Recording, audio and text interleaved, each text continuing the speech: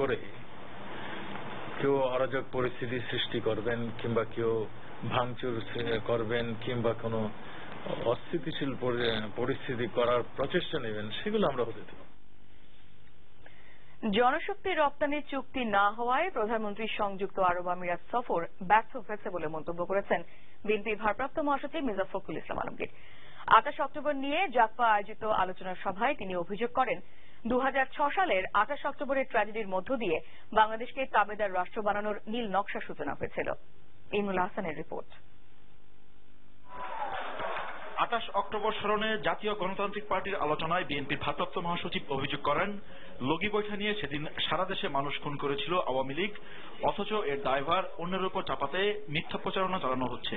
একটি তাবেদার নতজানু একটি সরকার কিভাবে প্রতিষ্ঠা করা যাবে, তাদেরই সেই নীল নকশার প্রথম দিনটি ছিল এই 28 অক্টোবর। এই দিনে প্রায় 27 জন তরুণ যুবক তারা চলে গেছে আওয়ামী সন্ত্রাসের তাণ্ডবের মধ্যে। দেখুন, আজকে এইখানে সন্ত্রাস করেছে আওয়ামী সন্ত্রাসীরা, আর ঢাকা শহরে পোস্টার দেখবেন খেয়ে গেছে, কারো ছবিতে জানি না, জামাত শিবিরের তাণ্ডব করে এই ছবিগুলো দিয়ে। মুক্তিযুদ্ধের মূল চেতনা গণতন্ত্রকে পদদলিত করে আওয়ামী লীগ ক্ষমতায় টিকে আছে বলে অভিযোগ করেন মির্জা ফখরুল। প্রধানমন্ত্রীর সংযুক্ত আরব আমিরাত সফর ব্যর্থ হয়েছে বলে মন্তব্য করেন তিনি। গৃহকর্মী আগে থেকেই নিত, তারা নিচ্ছিল, সেটা চলবে, কিন্তু শ্রমিকদেরকে নেওয়ার ব্যাপারে কোনো চুক্তি হয়নি, অর্থাৎ সেখানে ফেল। আর বাইরে গেলেই তো ফটো সেশন করে ছবি ছাপিয়ে দিচ্ছেন, খুব সাকসেস। এদিকে মহিলা দলের মানববন্ধনে বিএনপি চেয়ারপারসন বেগম খালেদা জিয়া ও সিনিয়র ভাইস চেয়ারম্যান তারেক রহমানের বিরুদ্ধে মামলা প্রত্যাহারের দাবি জানান হান্নান শাহ। পশ্চিমবঙ্গে জঙ্গি তৎপরতা নিয়েও কথা বলেন তিনি। ভারতের বাহিনী বলে যে বেগম খালেদা জিয়া এবং বর্তমান প্রধানমন্ত্রী শেখ হাসিনাকে হত্যার জন্য ভারতের মাটিতে বসে ষড়যন্ত্র করা হচ্ছে। তাহলে ষড়যন্ত্রের ছাত্রী কোথায়? ভারত কারা করছেন? বলছেন জঙ্গিরা করছেন। তো ওই জঙ্গিরা কারা? এটা যদি ভারতের প্রশ্রয় না থাকে তাহলে এটা কি করে সম্ভব? Imrul Hasan, NTV news, Dhaka. দেশের দক্ষিণ পশ্চিমাঞ্চলের বিদ্যুৎ বিতরণ ব্যবস্থা শক্তিশালী করতে 778 কোটি টাকার একটি প্রকল্প অনুমোদন দিয়েছে জাতীয় অর্থনৈতিক পরিষদের নির্বাহী কমিটি একনেক। মঙ্গলবার শেখ হাসিনার সভাপতিত্বে অনুষ্ঠিত এই একনেক সভায় 1525 কোটি টাকা ব্যয়ে মোট 5টি প্রকল্পের চূড়ান্ত অনুমোদন দেওয়া হয়। অনুমোদিত বিদ্যুৎ বিতরণ প্রকল্পটির আওতায় দক্ষিণ পশ্চিমের 21টি জেলার 41টি উপজেলায় বাস্তবায়ন করা হবে। এছাড়া অনুমোদিত অন্য প্রকল্পের মধ্যে রয়েছে রাজশাহী বিসিক শিল্পনগরী সম্প্রসারণ প্রকল্প এবং কেরানীগঞ্জে বিচারাধীন আসামিদের জন্য কেন্দ্রীয় কারাগার নির্মাণ প্রকল্প। 5টি প্রকল্পের ব্যয়ে সরকারি তহবিল থেকে খরচ হবে 1481 কোটি টাকা এবং বাকিটা সংস্থার নিজস্ব অর্থায়নে ব্যয় করা হবে। রাষ্ট্রপতি মোহাম্মদ আব্দুল হামিদ মুসলিম বিশ্বের দেশগুলোর প্রতি পারস্পরিক সহযোগিতা বৃদ্ধির আহ্বান জানিয়েছেন। দুবাইয়ে 10ম ওয়ার্ল্ড ইসলামিক ইকোনমিক ফোরামের সম্মেলনে উদ্বোধনী অনুষ্ঠানে দেওয়া ভাষণে তিনি এই আহ্বান জানান।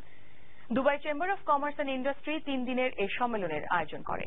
পররাষ্ট্রমন্ত্রী AH মাহমুদ আলী, আমিরাতের প্রধানমন্ত্রী শেখ মোহাম্মদ রশিদ আল মাকতুম ও মালয়েশিয়ার প্রধানমন্ত্রী নাজিব রাজাক সহ মুসলিম বিশ্বের রাষ্ট্র ও সরকার প্রধানগণ এতে অংশ নিয়েছেন। বাংলাদেশ সহ বিভিন্ন দেশের ব্যবসায়ী প্রতিনিধিরাও এতে উপস্থিত হয়েছেন। এবারের সম্মেলনের প্রতিপাদ্য অর্থনৈতিক উন্নয়নে উদ্ভাবনী অংশীদারিত্ব। রাষ্ট্রপতি আব্দুল হামিদ তার ভাষণে বলেন, মুসলিম দেশের বিভিন্ন ক্ষেত্রে ব্যবধান বাড়ছে। মুসলিম বিশ্বের উন্নয়নে এসব দেশের নানা ব্যবধান কমানো ও টেকসই উন্নয়নের উপর জোর দেন রাষ্ট্রপতি। আর এই টেকসই উন্নয়নে এগিয়ে আসতে মুসলিম বিশ্বের নেতাদের প্রতি আহ্বান জানান রাষ্ট্রপতি Abdul Hamid.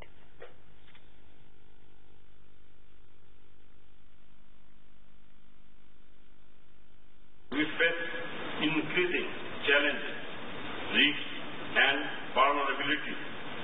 Gaps between countries and communities are also widening.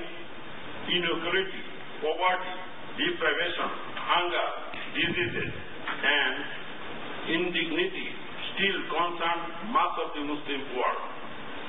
The $8 trillion global Islamic economy would need to consider innovative and new ways to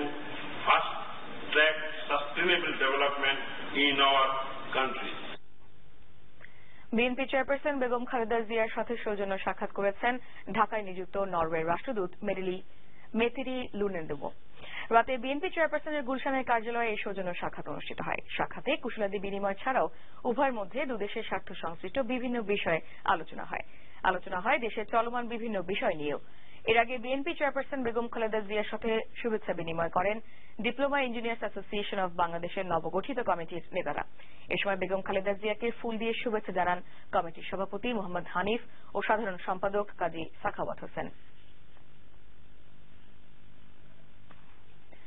রাজনীতি এখন ব্যাপক ব্যয়বহুল, তাই নির্বাচনী ব্যয়সীমা বাড়ানোর পাশাপাশি নির্বাচন কমিশনকে শক্তিশালী করার তাগিদ দিয়েছেন রাজনীতিকরা। আর বিশ্লেষকরা বলছেন, মনোনয়ন বাণিজ্যের মাধ্যমে প্রার্থী দিচ্ছে রাজনৈতিক দলগুলো। মনোনয়ন বাণিজ্য বন্ধ করা ও রাজনৈতিক দলের আয় ব্যয়ে স্বচ্ছতা আনতে আইন সংস্কারেরও পরামর্শ দেন তারা। রাজধানীর সিডা মিলনায়তনে এক আলোচনায় উঠে আসে এসব কথা। রিপোর্ট করছেন মুকসিমুল হাসান। বেসরকারি সংস্থা ইলেকশন ওয়ার্কিং গ্রুপ আয়োজিত গোলটেবিল আলোচনায় নির্বাচনী প্রচারণা এবং রাজনৈতিক দলগুলোর আয় ব্যয়ের হিসাবের ক্ষেত্রে অর্থায়নের স্বচ্ছতা নিশ্চিত করতে জনতহবিল চালু, নির্বাচনকালে দল এবং প্রার্থীদের নির্বাচনী ব্যয় জনসম্মুখে প্রকাশ, দলীয় প্রধানের নির্বাচনী ব্যয়সীমা নির্দিষ্ট করা, অধিকতর স্বচ্ছতার জন্য নির্বাচন কমিশন ও সুশীল সমাজের অংশীদারিত্ব এবং রাজনৈতিক দলগুলোর বার্ষিক আয় ব্যয়ের সীমা নির্ধারণ সহ বেশ কিছু সুপারিশ তুলে ধরা হয়। অর্থ যার মনোনয়ন তার, এইভাবেই কিন্তু মনোনয়ন দেওয়া হচ্ছে এবং লক্ষ্য করা গেছে যে যারা প্রকৃত রাজনীতিবিদ তারা বিত্ত বৈভবহীন, তারা এই প্রতিযোগিতায় বাদ পড়ে যাচ্ছে। দলের শীর্ষ পর্যায়ে ছাড়া কেউ কোনোদিন বলতে পারবে না কত টাকা নমিনেশন বাণিজ্য ট্রানজেকশন হয়। রাজনীতি আর মুনাফা এক ধরনের কিন্তু একাকার একটা অবস্থায়। সভায় বিশ্লেষক এবং গবেষকদের সাথে কিছু বিষয় একমত পোষণ করলেও রাজনীতিকরা বলছেন প্রয়োজন সময় উপযোগী এমন আইন যা বাস্তবায়ন সম্ভব। বাস্তবতা হলো আজকের রাজনীতি ব্যয়বহুল রাজনীতি। আইন করতে পারেন এবং আইনে যে আপনার 25 লক্ষ বলছেন এটা কতটুকু বাস্তবসম্মত সেটি দেখতে হবে। নির্বাচনের প্রকৃত ব্যয়ের ব্যাপারে এটার ব্যাপারে আমার মনে হয় যে বর্তমান যুগের প্রেক্ষাপটে যে এটাকে আবার রিভাইজ হওয়া উচিত। আমাদের দেশে যেভাবে ইলেকশন ফান্ডিং আসে আপনারা তো বুঝতেই পারছেন, সবাই জানেন এগুলো দেওয়া না দেওয়ার সমান। যেটা দেওয়া হয় এগুলো বেশিরভাগই বাস্তবতার সঙ্গে মিল থাকে না। সেই সাথে তারা বলছেন রাজনৈতিক দলগুলোর অর্থায়ন এবং নির্বাচনী ব্যয়ে স্বচ্ছতা আনতে শক্তিশালী করতে হবে নির্বাচন কমিশনকেও। শক্তিশালী নির্বাচন কমিশন, যে নির্বাচন কমিশন কখনো কোনো দলের আধিপত্যে থাকবে না, সেটি সবচেয়ে বেশি প্রয়োজন। অনেক স্বচ্ছতার মধ্যে দিয়ে নির্বাচন কমিশনের নিয়োগ প্রক্রিয়া হলেও আমরা এই অনেকের কারণে নির্বাচন কমিশনকে নিয়ে অনেক বিতর্ক সৃষ্টি করা হয়েছে। আলোচকরা বলেছেন দলে গণতন্ত্র চর্চা হলে দেশ হবে গণতান্ত্রিক আর নিশ্চিত হবে সুশাসন। Muksimul Hasan, NTV news, Dhaka. প্রতি 5 বছর পর নির্বাচনকে ঘিরে বাংলাদেশে যে সহিংসতা হয় তার স্থায়ী সমাধান বের করতে সকল রাজনৈতিক দলকে এক হয়ে আলোচনা করতে হবে বলে জানিয়েছেন ঢাকা সফররত ব্রিটিশ উন্নয়ন বিষয়ক মন্ত্রী লিন ফেদারস্টোন। তার সফর নিয়ে জানাতে রাজধানীতে আয়োজিত এক সংবাদ সম্মেলনে তিনি এমন মন্তব্য করেন। 5 জানুয়ারি নির্বাচন সাংবিধানিক দিক দিয়ে ঠিক আছে উল্লেখ করে তিনি বলেন, অর্ধেকেরও বেশি আসনে বিনা প্রতিদ্বন্দ্বিতায় নির্বাচিত হওয়ায় জনগণ ভোটাধিকার প্রয়োগ করা থেকে বঞ্চিত হয়েছে। বাংলাদেশ গার্লস সামিটে অংশ নেওয়ার উদ্দেশ্যে তিনি ঢাকা সফর করছেন। 2021 সালের মধ্যে 15 বছরের নিচের মেয়েদের বিয়ের হার শূন্যের কোটা আর 2041 সালের মধ্যে 18 বছরের নিচের মেয়েদের বিয়ের হার শূন্যের কোটাতে নামিয়ে আনার বিষয়ে বাংলাদেশ সরকার অঙ্গীকারাবদ্ধ উল্লেখ করে ফেদারস্টোন বলেন, এ ব্যাপারে তার সরকার বাংলাদেশকে সহায়তা করে যাবে।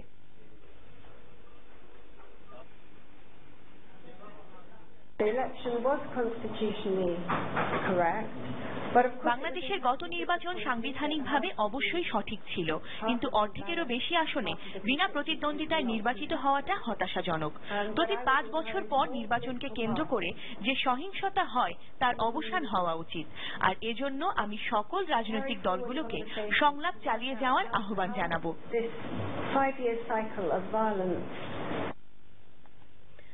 তুচ্ছ ঘটনায় কিংবা ব্যক্তিগত আক্রোশের কারণে আইন শৃঙ্খলা রক্ষাকারী বাহিনীর কোন সদস্য সাধারণ মানুষকে ধরে নিয়ে পায়ে গুলি করে দিচ্ছে। গুলির শিকার এসব মানুষের কারো কারো পাও কেটে ফেলতে হয়েছে। আবার পুলিশের নির্যাতনে মারা গেছে এমন রোমহর্ষক ঘটনাও কম নয়। সবশেষ রাজধানীর শেরেবাংলা নগর থানার এক এসআই এর পরকীয়ার জেরে গাড়ি চালক শাহ আলম গুলিবিদ্ধ হয়েছেন। মানবাধিকার কমিশনের চেয়ারম্যান বলেছেন, অতীতের ঘটনাগুলোর বিচার হয়নি বলেই একের পর এক ঘটছে এসব অমানবিক ঘটনা। শফিক শাহিনের বিশেষ রিপোর্ট। 18 ফেব্রুয়ারি 2013 সকাল 7:30 অবরোধের সমর্থনে মিছিল বের করে একদল যুবক। পুলিশ ধাওয়া দিয়ে তাদের 4 জনকে গাড়িতে তোলে। দুপুর 2টার দিকে এই যুবকদের মধ্যে রিয়াদ হোসেনকে দেখা গেল পায়ে গুলিবিদ্ধ অবস্থায় ঢাকা মেডিকেল কলেজ হাসপাতালে চিকিৎসা নিতে। আর একই অবস্থায় আরেক যুবক জাকের হোসেন ভর্তি হলেন পঙ্গু হাসপাতালে। তাদের উভয়েরই অভিযোগ, তেজগাঁও শিল্পাঞ্চল থানায় নেয়ার পর পায়ে গুলি করা হয়েছে। থানাতে করিডোরে আনছে, করিডোরে তাদেরকে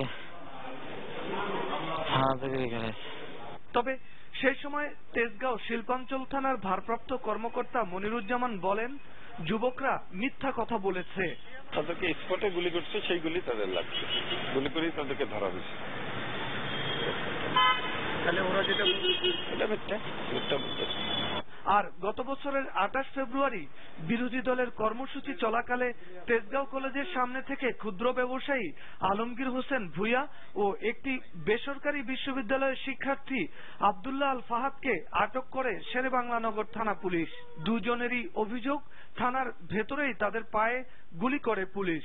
হাত করা লাগিয়ে আমাকে থানার একজন ধরে নিয়ে একটু বাইরে নিয়ে গেল, আর আমি অজ্ঞান প্রায় বিশাল এক গুলির আওয়াজ শুনলাম। মাইক্রোবাসে করে থানায় নিল, শেরেবাংলা থানায়। হঠাৎ করে আমার উপরে বিশাল এক চাপ, তো আমি যে কিভাবে পড়ে গেলাম আমি নিজে বলতে পারবো না। তবে এই ঘটনার 20 মাসের মাথায় এসে ঘটল আরেকটি অমানবিক ঘটনা। শেরেবাংলানগর থানার এসআই আনোয়ার হোসেন 19 অক্টোবর রাতে গাড়ি চালক শাহ আলমের পায়ে গুলি করেন। পঙ্গু হাসপাতালে ভর্তি হওয়া শাহ আলম দাবি করেন, তার স্ত্রীর সাথে অনৈতিক ঘটনায় বাধা দেওয়ার কারণেই আনোয়ার তাকে গুলি করার পর পেশাদার সন্ত্রাসী বানানোর চেষ্টা করেন।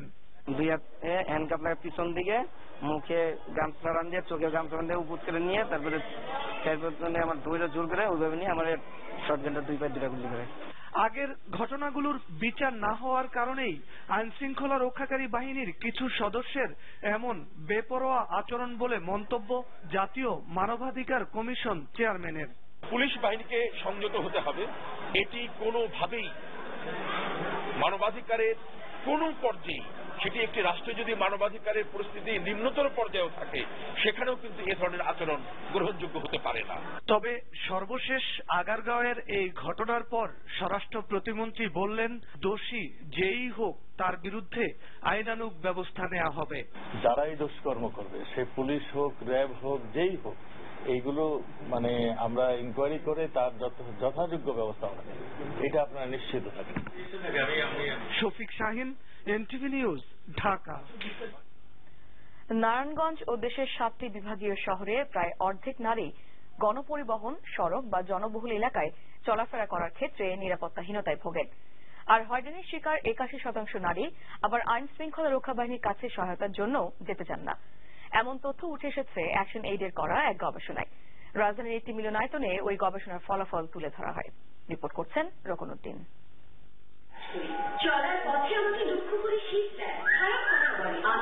রাস্তায় বেরুলেই নারীরা এমন ইফটিজিং বা যৌন হয়রানির শিকার হচ্ছেন অহরহই। তার কারণ খুঁজে ফেরা আর সচেতনতা বাড়াতেই রাজধানী সহ 5টি বিভাগীয় শহর ও নারায়ণগঞ্জের 1200 নারী পুরুষের সাথে কথা বলে এই প্রতিবেদন তৈরি করে অ্যাকশন এইড, যেখানে উঠে আসে উত্তরদাতাদের প্রতি 3 জনের 1 জন এই বিষয়ে সব সময়ই মানসিক চাপে থাকেন। আর প্রায় অর্ধেক নারী ভোগেন নিরাপত্তাহীনতায়। নারীদের প্রতি বাজে মন্তব্য, অশোভন ইঙ্গিত বা অনাকাঙ্ক্ষিত স্পর্শ যে একবারেই শেষ হয় তা নয়, সহ্য করতে হয় দিনের পর দিন। হয়রানির শিকার নারীদের একটা বড় অংশ মনে করেন এজন্য কোনো সংস্থার কাছে প্রতিকার চেয়েও লাভের লাভ কিছুই হয় না। মাথায় থাকে লোকলজ্জার ভয়, পরিবারের সুনাম নষ্ট হওয়া বা পুলিশের হাতে আবারও হয়রানির আশঙ্কা। পুলিশদের বিশেষ প্রশিক্ষণ দরকার। পুলিশকে রিক্রুট করার পরে নারীর প্রতি কিভাবে সংবেদনশীল হবেন নারীদের সমস্যা কিভাবে দেখবেন এর জন্য দেখা দরকার। এই যে আপনারা বললেন যে রাতে বাসে আসার সময় কর্মস্থল থেকে পুলিশ জিজ্ঞেস করে এত রাতে তুমি আসো কেন, বাসায় থাকতে পারো না? এই যে একটা বেয়াদবি কথা বললো, এরকম কথা বলবে না যদি টহল পুলিশের ভিতরে নারী পুলিশ থাকে। ইফটিজিং বা যৌন হয়রানির পর অনেকে রাজনৈতিক পরিচয়ে বাঁচার চেষ্টা করেন বলেও এ সময় অভিযোগ করেন কেউ কেউ।